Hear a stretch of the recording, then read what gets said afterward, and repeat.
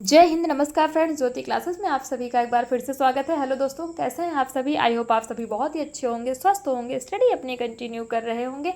चलते हैं हमारी आज की मॉर्निंग की क्लास की तरफ। सभी को सुप्रभात, गुड मॉर्निंग। देखते हैं आज के दिन क्या है कुछ खास। तो फ्रेंड्स, आज है हमारा एट्थ में की हिस्ट्री हम देख लेते हैं। वैसे तो बहुत सारी घटनाएं आज के दिन घटी हैं, बट हम कुछ ही इंपॉर्टेंट पॉइंट्स को हमेशा की तरह कवर करते हैं, जिसमें कि सबसे महत्वपूर्ण है 8 मई यानी कि 8 मई 1945। ध्यान दीजिएगा, 8 मई 1945 में जर्मनी का आत्मसमर्पण, जो द्वितीय विश्व युद्ध के अंत का प्रतीक था। इसके अलावा 8 मई को विश्व रेड क्रॉस दिवस के रूप में भी मनाया जाता है। ध्यान दीजिएगा, आज के दिन को कौन से दिवस के रूप में हम जानते हैं? तो विश्व रेड क्रॉस दिवस के रूप में जानते हैं। और यह रेड क्रॉस दिवस होता क्या है? यह एक अंतर्राष्ट्रीय संगठन है जो युद्ध, आपदा और अन्य संकटों के दौरान लोगों की मदद करता है। तो ये तो हमने देखा कि आज के दिन क्या है कुछ खास। अब चलते हैं हमारी होम साइंस की क्लास की तरफ। जैसा कि आप सभी जानते हैं, इस चैनल के माध्यम से हम कर रहे हैं हमारी होम साइंस की सीरीज, जिसमें हम क्लास 6 से 12 तक की बुक को कवर कर रहे हैं, जो कि हमारी कंटिन्यू चल रही है। और हाँ फ्रेंड्स, अगर अभी तक आपने हमारे चैनल को सब्सक्राइब नहीं किया तो प्लीज़ चैनल को सब्सक्राइब करके बेल आइकन प्रेस अवश्य कीजिए, ताकि जब भी वीडियोस अपलोड हो आपके पास नोटिफिकेशन पहुंचे और आप हमारी इस सीरीज़ के साथ जुड़ सके। ये जो हम सीरीज़ कर रहे हैं क्लास 6 से 12, इसको करने का हमारा एक ही उद्देश्य है कि एक बार आप इस होम साइंस की सीरीज़ को देखिए, ताकि होम साइंस से रिलेटेड कोई भी डाउट आपके माइंड में ना रह जाए। चाहे आप किसी भी क्लास के लर्नर्स हो, किसी कॉम्पिटेटिव एग्जाम की तैयारी कर रहे हैं, या फिर किसी फील्ड में होम साइंस से अपना करियर देख रहे हैं, सभी के लिए सीरीज़ काफ़ी हेल्पफुल होने वाली है। तो इस सीरीज़ में फ्रेंड्स, अभी तक हमने हमारा क्लास 6 to 9 कंप्लीट कर लिया है। हम कर रहे हैं हमारा क्लास 10, और क्लास 10 में हम कर रहे हैं क्लास 10 का हम चैप्टर 10 हम कवर कर रहे हैं।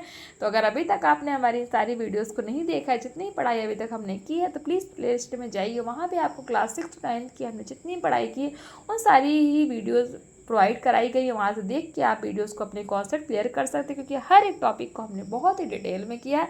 और इतने डिटेल में पढ़ने का फ्रेंड्स हमारा एक ही उद्देश्य है कि एक बार आप इस सीरीज़ को देखिए, ताकि होम साइंस से रिलेटेड कोई भी डाउट आपके माइंड में ना रह जाए। तो प्लीज़ चैनल को सब्सक्राइब करके बेल आइकन अवश्य प्रेस कीजिए, और इन वीडियोज़ को ज़्यादा से अपने दोस्तों के साथ भी शेयर कीजिए। चलिए अब चलते हैं हमारी क्लास की तरफ, ज़्यादा टाइम वेस्ट नहीं करेंगे, स्टार्ट करते हैं आज की क्लास। आज की क्लास में हम करेंगे फ्रेंड्स कुछ क्वेश्चन आंसर्स की प्रैक्टिस, जो कि हमारा क्या है, क्लास 10 का चैप्टर 10 जो कि सामान्य संक्रामक रोग हम पढ़ रहे थे, वो हमारा कल की क्लास में कंप्लीट हो गया था। आज हम उन्हीं के क्वेश्चन आंसर की प्रैक्टिस करेंगे, बट उनको करने से पहले अध्याय 1 नजर के माध्यम से हम देख लेते हैं कि अगर पूरे चैप्टर्स में हमने पढ़ा क्या क्या है। तो हमने देखे संक्रामक रोग, जो कि कुछ बैक्टीरिया अथवा रोगाणुओं के शरीर में प्रवेश कर जाने के परिणाम स्वरूप होते हैं। उन रोगों को संक्रामक रोग या छूत का रोग कहते हैं। रोग प्रतिबंध शक्ति हमने देखी, चेचक के बारे में हमने देखा, छोटी माता के बारे में जाना, खसरा, तपेदिक, डिप्थीरिया, काली खांसी, टिटनेस, मलेरिया, निसंक्रामक, बहुत ऐसे सारे संक्रामक रोग हमने इस चैप्टर के माध्यम से देखे। आई होप आपने हमारी इस चैप्टर की जितने भी हमने वीडियोस अभी किए हैं, जितने भी हमने क्लास किए, उन सारे वीडियोस को आपने देख लिया होगा, तो आपके कॉन्सेप्ट्स क्लियर होंगे। नहीं देखा तो प्लेलिस्ट में जाके इन सारे ही कॉन्सेप्ट को आप क्लियर कर सकते हैं। तो ये तो था हमारा जो है ये पूरा चैप्टर। आई होप आपका एक बार रिवीजन हो गया होगा। अब स्टार्ट करते हैं हमारी आज की क्लास, जिसमें हम करेंगे क्वेश्चन आंसर्स की प्रैक्टिस। स्टार्ट करते हैं। क्वेश्चन 1 कहता है, रोग के रोगाणु शरीर में प्रवेश करने से रोग उत्पन्न होने तक के काल को क्या कहते हैं? यानी कि अगर किसी रोग के रोगाणु शरीर में प्रवेश कर जाते हैं, तो उनके रोग के लक्षण दिखने तक के काल को क्या कहा जाता है? ऑप्शन ए कहता है संक्रमण काल, ऑप्शन बी संप्राप्ति काल, ऑप्शन सी रोग का प्रकोप, ऑप्शन डी रोग सुधार की अवधि। तो फ्रेंड्स, रोग के रोगाणु शरीर में प्रवेश करने से रोग उत्पन्न होने तक का जो काल होता है, यानी कि जो समय होता है, उसको हम क्या कहते हैं? संप्राप्ति काल कहते हैं। It means option B is right answer. Question 2 देखते हैं, संक्रामक रोग फैलते हैं कैसे? ऑप्शन ए कहता है वायु द्वारा, ऑप्शन बी जल द्वारा, ऑप्शन सी संक्रमक और संपर्क द्वारा, एंड ऑप्शन डी ये सभी। तो फ्रेंड्स, संक्रामक रोग फैलते हैं किसके द्वारा? ये सभी, यानी कि वायु द्वारा भी फैलते, जल के माध्यम से भी फैलते, किसी के संपर्क में आने से भी जो है संक्रामक रोग फैलते, क्योंकि इसका नाम संक्रामक का मतलब ही है छुआछूत, यानी कि एक दूसरे से फैलना। तो क्वेश्चन ऑप्शन डी इज हमारा राइट आंसर। क्वेश्चन 3 कहता है, वायु द्वारा फैलने वाला रोग क्या है? ऑप्शन ए हैजा, option B plague, option C चेचक, ऑप्शन डी रिकेट्स। तो फ्रेंड्स जो वायु यानी कि हवा द्वारा जो रोग फैलता है वो कौन सा रोग है? चेचक। It means option C is हमारा राइट आंसर। क्वेश्चन 4 देख लेते हैं। निम्नलिखित में से किसके काटने पर एंटी रेबीज का टीका लगवाया जाता है? ध्यान दीजिएगा, एंटी रेबीज का टीका किसके काटने पर लगवाया जाता है? ऑप्शन ए मच्छर के, ऑप्शन बी खटमल के, ऑप्शन सी कहता है कुत्ते के एंड ऑप्शन डी कहता है सांप के। तो फ्रेंड जो एंटी रेबीज का जो टीका होता है ना वो कुत्ते के काटने पर लगवाया जाता है। It means option C is हमारा राइट आंसर। क्वेश्चन 5 कहता है संक्रामक रोगों से बचाव का मुख्य उपाय क्या है? ऑप्शन ए टीके लगवाना, ऑप्शन बी प्रातः घूमना, ऑप्शन सी धूप में बैठना एंड ऑप्शन डी पौष्टिक आहार ग्रहण करना। तो फ्रेंड किसी भी संक्रामक रोग से बचाव का मुख्य उपाय क्या है कि आप उसके टीके लगवा लीजिए। It means option A is हमारा राइट आंसर। क्वेश्चन 6 कहता है एटीएस अथवा टैटबैक का इंजेक्शन किस रोग से बचाव के लिए लगाया जाता है? एटीएस, ध्यान दीजिएगा, एटीएस यानी कि टैटबैक का जो इंजेक्शन होता है किस रोग से बचाव के लिए लगाया जाता है? Option A tetanus, option B diphtheria, option C हैजा एंड ऑप्शन डी इज तपेदिक। तो friends option A is tetanus, यानी कि टिटनेस से बचाव के लिए हम किसका इंजेक्शन लगाते हैं? टेटबैक यानी कि एटीएस का टीका लगवाते हैं। अब चलते हैं हमारा जो है देखते हैं नेक्स्ट क्वेश्चन। क्वेश्चन 7 कहता है कौन सा रोग छींक और खांसी से निकलने वाले स्राव से होता है? तो ऑप्शन ए खसरा, ऑप्शन बी चेचक, ऑप्शन सी छोटी माता एंड ऑप्शन जी ये सभी। तो फ्रेंड्स ऑप्शन ए इस खसरा यानी कि जो खसरा रोग है वो छींक और खांसी से निकलने वाले स्राव से होता है। ऑप्शन ए इज हमारा राइट आंसर। क्वेश्चन 8 कहता है बीसीजी का टीका किस रोग से बचाव के लिए लगवाया जाता है? कितनी बार पूछा गया क्वेश्चन, बहुत ही इंपॉर्टेंट है। अथवा बीसीजी का टीका लगवाना चाहिए। ऑप्शन ए कुकर खांसी के लिए, option B tetanus, option C तपेदिक एंड ऑप्शन डी इनमें से कोई नहीं। फ्रेंड्स बीसीजी का टीका लगवाया जाता है ना वो तपेदिक के लिए लगवाया जाता है। तो किसके लिए, किससे बचाव के लिए? तपेदिक यानी कि जिसको हम टीबी भी कहते हैं। तो बीसीजी का टीका तपेदिक के लिए लगवाया जाता है। तो ऑप्शन बी इज हमारा राइट आंसर। ध्यान दीजिएगा, बीसीजी का टीका किसके लिए लगवाते हैं? तपेदिक की बीमारी के लिए। क्वेश्चन 9 कहता है क्षय रोग किस जीवाणु द्वारा फैलता है? जो क्षय का रोग होता है वो किस जीवाणु के माध्यम से फैलता है? Option A culex, option B mycobacterium tuberculosis, option C virus and option D amoeba. तो फ्रेंड जो क्षय रोग होता है ना वो कौन से जीवाणु द्वारा फैलता है? तो option B is mycobacterium tuberculosis जीवाणु द्वारा क्षय रोग फैलता है। ध्यान दीजिएगा, क्षय रोग फैलाने वाला जीवाणु का नाम क्या है? Mycobacterium tuberculosis. तो it means option B is हमारा राइट आंसर। क्वेश्चन 10 कहता है कौन सा रोग मुख्यतः 2 से 5 वर्ष के बच्चों में होता है? ऑप्शन ए खसरा, ऑप्शन बी कड़फेर, ऑप्शन सी खाली खांसी, ऑप्शन डी डिप्थीरिया। तो फ्रेंड्स जो 2 से 5 वर्ष के बच्चे होते हैं ना उनमें मुख्यतः डिप्थीरिया पाया जाता है। It means option D is हमारा राइट आंसर। क्वेश्चन 11 कहता है किस रोग में बैक्टीरिया टॉन्सिल तथा भूरे रंग के छल्ले बनाते? ध्यान दीजिएगा, किस रोग में बैक्टीरिया टॉन्सिल तथा भूरे रंग के छल्ले बनाते हैं? ऑप्शन ए है चेचक, ऑप्शन बी छोटी माता, option C diphtheria and option D ये सभी। तो फ्रेंड्स जो टॉन्सिल तथा भूरे रंग के छल्ले बनाते हैं वो कौन से रोग में बनते हैं? वो डिप्थीरिया में बनते हैं। It means option C is हमारा राइट आंसर।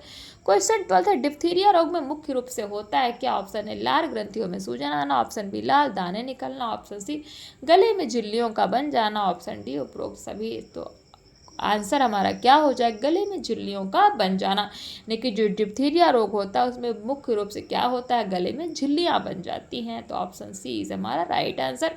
क्वेश्चन 13 कहता है किस रोग के रोगाणु लार में होते हैं? ऑप्शन ए चेचक, ऑप्शन बी कड़फेर, option C diphtheria, option D इनमें से कोई नहीं। तो फ्रेंड्स ऑप्शन बी इज हमारा कर्णफेर, यानी कि जो कर्णफेर होता है उसके जो रोगाणु होते हैं वो किसमें होते हैं? लार में। तो ऑप्शन बी इज हमारा राइट आंसर। क्वेश्चन 14 कहता है टिटनेस रोग के रोगाणु मुख्य रूप से पाए जाते हैं, कैसे पाए जाते हैं, किसमें पाए जाते हैं? ऑप्शन ए जल में, ऑप्शन बी वायु में, ऑप्शन सी आहार एवं दूध में, ऑप्शन डी गोबर एवं लीद में। तो जो टिटनेस रोग के जो जीवाणु के रोगाणु होते हैं, ध्यान दीजिए टिटनेस रोग है उसके रोगाणु मुख्य रूप से किसमें पाए जाते हैं? तो गोबर एवं लीद में टिटनेस रोग के रोगाणु मुख्य रूप से पाए जाते हैं। It means option B is हमारा राइट आंसर। क्वेश्चन 15 है, मच्छरों से कौन सा रोग फैलता है? कितनी बार पूछा गया है, मोस्ट इंपॉर्टेंट क्वेश्चन, इसको आप स्टार मार्क कर सकते हैं। ऑप्शन ए है चेचक, ऑप्शन बी क्षय रोग, option C malaria, option D is typhoid. कुछ क्वेश्चंस होते हैं फ्रेंड्स देखने में बहुत इजी लगते हैं, बट अगर वो क्वेश्चंस बन जाते हैं, उनको अगर घुमा के पूछ लिया गया तो हम उन्हीं के आंसर देने में कंफ्यूज हो जाते हैं। तो आप ये मत देखिए कि मच्छरों से कौन सा रोग फैलता है, हम सभी को पता है मलेरिया, जी हाँ हम सभी को पता है, बट फिर भी हम कन्फ्यूज हो जाते हैं अगर हमें एग्जैक्टली कोई चीज़ पता नहीं होती। इसलिए जो चीज़ ईजी लगती है आप ओवर कॉन्फिडेंस में उसको टिक करके मत आ जाया करिए। एक बार ध्यान दीजिए, अच्छे से समझिए क्वेश्चन को, ऑप्शंस को देखिए, देन उसके बाद आप उसको क्वेश्चन के आंसर्स को आप टिक कर सकते हैं। इसीलिए जो है ध्यान से हमें पढ़ाई करनी है। ऑप्शन क्वेश्चन 16 चलते हैं, निम्न में से कौन प्राकृतिक निसंक्रामक पदार्थ है? हमने प्रीवियस क्लास में पढ़ा था ना, 3 तरह के निसंक्रामक पढ़े थे, प्राकृतिक निसंक्रामक, भौतिक निसंक्रामक और रासायनिक निसंक्रामक। तो ये सब हमने देखे थे, तो वही क्वेश्चन पूछ रहा है हमसे, निम्न में से कौन प्राकृतिक निसंक्रामक पदार्थ है? ऑप्शन ए सूर्य का प्रकाश, ऑप्शन बी कार्बनिक acid, option C phenyl, option D इनमें से कोई नहीं। फ्रेंड्स सूर्य का प्रकाश हमने पढ़ा था, तो सूर्य का प्रकाश हमारा क्या है? प्राकृतिक निसंक्रामक पदार्थ है। ऑप्शन ए इज हमारा राइट आंसर। क्वेश्चन 17 कहता है, निम्नलिखित में से कौन सा पदार्थ रासायनिक निसंक्रामक नहीं है? ये क्वेश्चन आप बहुत ही ध्यान से देखिए, कई बार क्वेश्चन हम नहीं को ध्यान नहीं देते हैं, पूछ लिया गया निसंक्रामक है तो हम जो है आता हुआ भी क्वेश्चन रॉन्ग करके चले आते हैं। इसीलिए तो बोलते हैं आंसर आपको कितना आता है वो मैटर नहीं करता, आप क्वेश्चन कितने अच्छे तरीके से समझते हैं वो मैटर करता है। इसलिए आंसर करने से पहले किसी भी क्वेश्चन को सॉल्व करने से पहले उस क्वेश्चन को 2 से 3 बार पढ़िए। अब देखिए निम्नलिखित में से कौन सा पदार्थ रासायनिक निसंक्रामक है? आपने है देख लिया, नहीं अगर आपने ध्यान नहीं दिया, फ्लो में आपने पढ़ लिया, तो आपको आता हुआ भी आंसर आप जो है रॉन्ग टिक करके चले आएंगे। तो इसलिए नहीं जो वर्ड होता है ना, बहुत कन्फ्यूज कई बार कर देता है, हम जल्दबाजी में होते हैं और हम आंसर गलत करके चले आते हैं। इसलिए क्वेश्चन को आप अच्छे से पढ़िए, देन उसका आंसर बताइए। तो ऑप्शन ए कहता है चूना, option B bleaching powder, option C potassium permanganate, option D जलाना। निम्नलिखित में से कौन सा पदार्थ रासायनिक निसंक्रामक नहीं है? तो जलाना जो है रासायनिक निसंक्रामक नहीं है। और हाँ आप कमेंट करके बताइए जलाना किस तरह के संक्रामक में आता है, रासायनिक, भौतिक या फिर प्राकृतिक? आप ये भी कमेंट करके बताइए, क्योंकि प्रीवियस क्लास में हमने ये भी पढ़ा था कि जो जलाना होता है वो किस निसंक्रामक के अंतर्गत, हमने 3 तरह के निसंक्रामक पढ़े थे, किस निसंक्रामक के अंतर्गत आता है? प्लीज़ कमेंट के माध्यम से हमें अवश्य बताइए। तो ये तो हमने देखे कुछ मल्टीपल चॉइस क्वेश्चन, बहुविकल्पीय प्रश्न। अब चलते हैं लघु उत्तरीय प्रश्न, फटाफट देख लेते हैं। कहते हैं संक्रामक रोग किसे कहते हैं, अथवा संक्रामक रोगों को लिखिए। कितनी बार क्वेश्चन पूछा गया देख लीजिए। तो आप सभी को पता है जो एक दूसरे से फैलता है, संक्रामक रोग को छुआछूत भी कहते हैं। जो रोग रोगाणुओं के माध्यम से एक व्यक्ति या प्राणी से दूसरे व्यक्ति या प्राणी को लग जाते हैं उन्हें संक्रामक रोग कहा जाता है। उदाहरण हैजा, खसरा आदि। क्वेश्चन 2 कहता है उद्भवन अवधि या संप्राप्ति काल का क्या अर्थ है? तो आंसर हो जाएगा शरीर में रोगाणुओं के प्रवेश तथा रोग के लक्षण प्रकट होने के मध्य होने वाले अंतराल को उद्भवन अवधि अथवा संप्राप्ति काल कहते हैं। संक्रामक रोग किन किन माध्यमों से फैलता है? जल एवं आहार के माध्यम से फैलता है, वायु के माध्यम से भी फैलता है, प्रत्यक्ष संपर्क से भी फैलता है, रक्त के माध्यम से भी फैलता है। क्वेश्चन 4 है दूषित हवा वायु द्वारा फैलने वाले रोगों के नाम लिखिए। कि जो दूषित हवा एवं वायु द्वारा जो रोग फैलते हैं उनके नाम क्या हैं? तो चेचक हो गया, छोटी माता, खसरा, तपेदिक, डिप्थीरिया, काली खांसी। ये सारे जितने ही रोग हैं दूषित हवा अथवा वायु द्वारा फैलने वाले मुख्य रोग हैं। किन्हीं 4 संक्रामक रोगों के नाम लिखिए। चेचक, दाद, खाज, मलेरिया है। आप इसमें जो है पित्त ज्वर भी लिख सकते हैं, जुकाम भी लिख सकते हैं। बहुत सारे ऐसे संक्रामक का मतलब ही क्या है? एक दूसरे से फैलना। क्वेश्चन 6 कहता है पागल कुत्ते काटने से कौन सा रोग होता है? हमने पढ़ा हाइड्रोफोबिया के बारे में। इस रोग में व्यक्ति के गले की मांसपेशियां निष्क्रिय हो जाती है, रोगी कुछ भी निगलने में असमर्थ हो जाता है। यानी कि जिस भी व्यक्ति को हाइड्रोफोबिया नामक रोग हो जाता है वह व्यक्ति कोई भी चीज़ निगल नहीं पाता है। क्वेश्चन 7 कहता है रोग प्रतिरक्षा अथवा रोग प्रतिरोधक क्षमता को परिभाषित कीजिए। बताइए कि रोग प्रतिरक्षा अथवा रोग प्रतिरोधक क्षमता क्या होती है। तो रोग प्रतिरक्षा आप क्या समझते हैं? आप सभी को पता है विभिन्न प्रकार के रोगाणुओं से संघर्ष करने वाले शरीर की क्षमता के रोग प्रतिरोधक क्षमता अथवा रोग प्रतिरक्षक कहते हैं। प्रत्येक व्यक्ति के शरीर में क्षमता भिन्न भिन्न होती है। कोई व्यक्ति होता है, किसी को सपोज जुकाम हो गया तो बहुत जल्दी सर्वाइव कर लेता है, यानी कि 2 दिन 3 दिन के अंदर उसका जुकाम ठीक हो जाता है। तो हम क्या बोलते हैं कि इस व्यक्ति की रोग प्रतिरोधक क्षमता है, जिसको आप इंग्लिश में बोल रहे थे इम्यूनिटी है। इम्यूनिटी आप समझते हैं ना, बोलते हैं इसकी इम्यूनिटी पावर बहुत ही स्ट्रांग है। और वहीं कोई एक व्यक्ति है जिसको जुकाम हुआ है और वो उसी जुकाम को लेकर के 1 हफ्ते 10 दिन तक उसको जुकाम छोड़ ही नहीं रहा है, तो हम क्या कहते हैं? उसकी रोग प्रतिरोधक क्षमता यानी कि उसकी इम्यूनिटी पावर बहुत ही वीक है, क्योंकि जल्दी सर्वाइव नहीं कर पा रहा है। तो रोग प्रतिरोधक क्षमता आई होप आपको समझ में आया होगा होता क्या है। नेक्स्ट क्वेश्चन कहता है टीकाकरण क्या है? प्रमुख टीकों के नाम लिखिए। तो संक्रामक रोगों के फैलने से पहले उस क्षेत्र के निवासियों को रोग प्रतिरक्षा हेतु पहले से इंजेक्शन या टीके लगवाना ही टीकाकरण कहलाता है। स्वस्थ व्यक्तियों के टीकाकरण से रोग के अधिक फैलने की आशंका नहीं रहती। प्रमुख टीके निम्न प्रकार है। नंबर 1 डीपीटी का टीका, बीसीजी का टीका, एटीएस का टीका है। और तो ये सारे प्रमुख टीके के अंतर्गत आते हैं। क्वेश्चन 9 कहता है डीपीटी के 3 टीके लगवाने के किन किन रोगों से प्रतिरक्षा होती है। तो डीपीटी का टीका किस बीमारी के रोकथाम के लिए व किस आयु में लगता है, आप ये भी बोल सकते हैं। तो डीपीटी के 3 टीके डिप्थीरिया, काली खांसी तथा टिटनेस नामक रोगों से हमारी प्रतिरक्षा करते हैं। यह टीका जन्म से 5 वर्ष की अवस्था तक 3 बार लगाया जाता है। ध्यान दीजिएगा, जो डीपीटी का टीका है बहुत क्वेश्चन इससे बनते हैं। वो कब से लगवाया जाता है? जन्म से लेकर 5 वर्ष की अवधि तक 3 बार इस टीके को लगवाया, यानी कि जब बच्चा शिशु जब जन्म लेता है और तब से लेकर 5 साल की उम्र तक उसको 3 बार ये टीका लग जाता है। और ये टीका किसके लिए लगवाया जाता है? डिप्थीरिया, काली खांसी और टिटनेस नामक रोगों से हमारी प्रतिरक्षा करते हैं, इसलिए टीके को लगवाया जाता है। तो ये था हमारा क्वेश्चन 9। अब देखते हैं क्वेश्चन 10। हाथी पांव फाइलेरिया के लक्षण लिखिए। आप देख सकते हैं हमने किए थे ना, हाथी पांव क्या होता है, उसके लक्षण क्या है, उससे बचाव कैसे किया जा सकता है।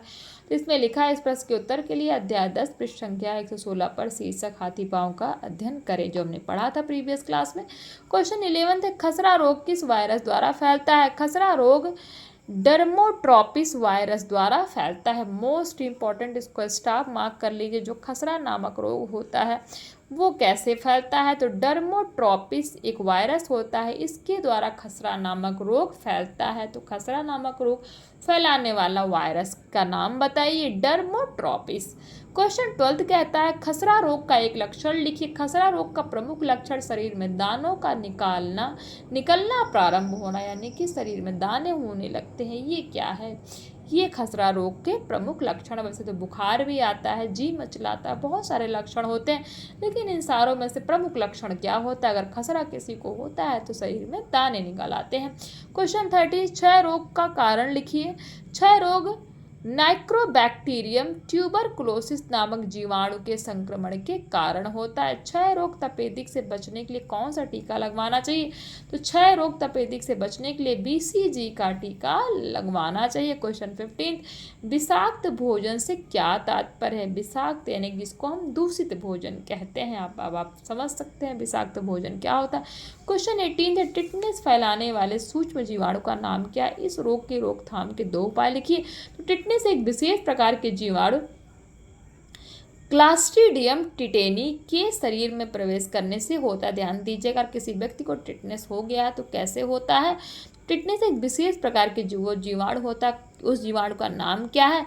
क्लास्ट्रीडियम टिटेनी, जो शरीर में प्रवेश करता है तो टिटनेस हो जाता है। क्वेश्चन 17 मलेरिया के लक्षण लिखिए। आप लिख सकते हैं सिर में दर्द होना, जी मचलाना, वमन यानी कि उल्टी होना, ठंड लगने के साथ तीव्र ज्वर होना आदि। क्वेश्चन 18 मलेरिया बुखार से बचने के उपाय लिखिए। मच्छरों से बचने के उपाय लिखिए। मच्छरों से बचाव ही मलेरिया से बचाव का श्रेष्ठ उपाय। इसके लिए मच्छरदानी कॉइल का प्रयोग आप बहुत सारी चीज़ें इसमें लगाकर देख सकते हैं, जो कि आप सभी रोजमर्रा के लाइफ में इसको अपनाते भी हैं। तो ये आप लिख सकते हैं अपनी मर्जी से।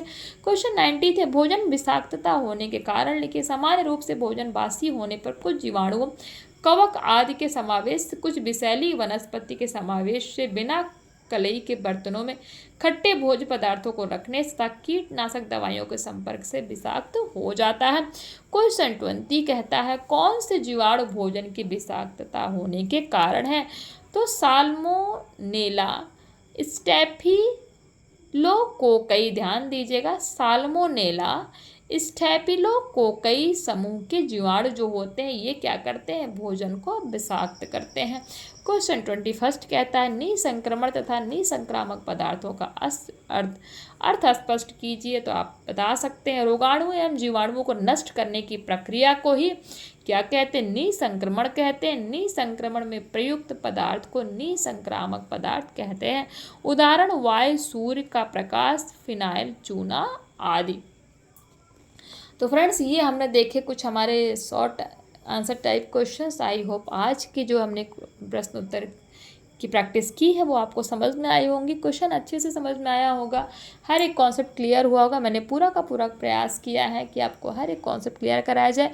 फिर भी कोई डाउट्स ऐसा रह जाता है तो प्लीज़ आप कमेंट के माध्यम से पूछ सकते हैं और अपनी राय भी हमें साथ ही साथ दिया करिए कि जो क्लासेस आपको प्रोवाइड कराई जाती हैं वो आप के लिए हेल्पफुल हो रही है कि नहीं हो रही। प्लीज़ फ्रेंड्स, क्योंकि आपकी हर एक राय हमारे लिए बहुत ही महत्वपूर्ण है, तो प्लीज़ आप सभी से रिक्वेस्ट है रिस्पॉन्स अवश्य किया करिए। तो इसी के साथ हमारा जो क्लास 10th का चैप्टर 10th है वो कंप्लीट होता है।